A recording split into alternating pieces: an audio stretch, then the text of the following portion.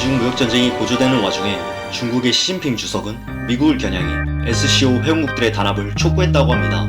SCO는 중국이 주도하는 상하이 협력기구입니다.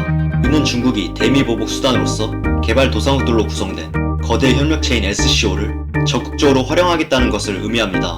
시진핑은 비슈케크에서 열린 SCO의 기조연설에서 SCO는 글로벌 도전에 맞서 국제적 역할을 다해야 한다고 한 적이 있습니다.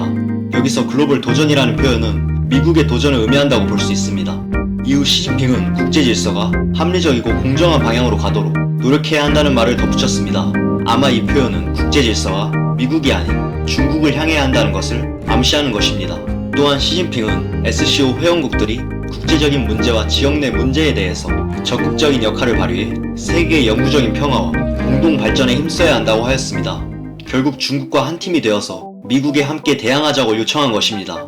시진핑은 SCO 회원국들을 회유하기 위해 철도, 디지털 경제, 인공지능, 빅데이터 등의 다양한 분야에서 대규모 협력과 지원을 제안했습니다. 이에 SCO는 정상회의가 끝난 뒤 공보를 통해 러시아에서 내년 회의를 개최하고 중국과 실무적 협력을 하기로 했다고 합니다. 이후 개방형 세계 경제 구축에 힘쓰기로 했다는 사실을 언급하면서 무역 보호주의와 일방주의가 다자 무역 체계의 기초를 무너뜨리고 경제 발전과 금융 투자 협력에 장애가 된다는 점을 강조하였습니다.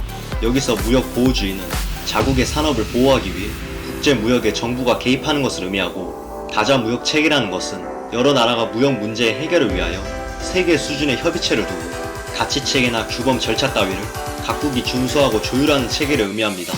SCO의 회원국은 중국, 러시아, 카자흐스탄, 우즈베키스탄, 인도, 파키스탄 등으로 구성되어 있으며 사실상 중국이 미국을 겨냥해 만든 기구라고 볼 수 있습니다.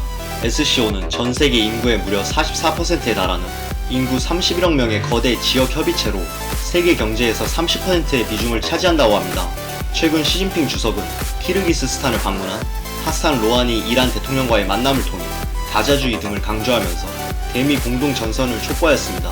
그리고 시진핑은 파키스탄 총리에게 경제적인 지원을 해주겠다며 러브콜을 보내기도 하였으며, 또한 시진핑은 러시아 대통령과 몽골 대통령과의 3자 회동에서도 보호주의에 맞서 공동 전선을 펼치자고 주장하였습니다. 중국의 이러한 SCO 회유와 다양한 국가들과의 공동 전선을 촉구하는 모습은 미국에게 상당히 위협적일 것으로 보입니다. 앞으로의 미중 무역 전쟁의 행보가 주목됩니다.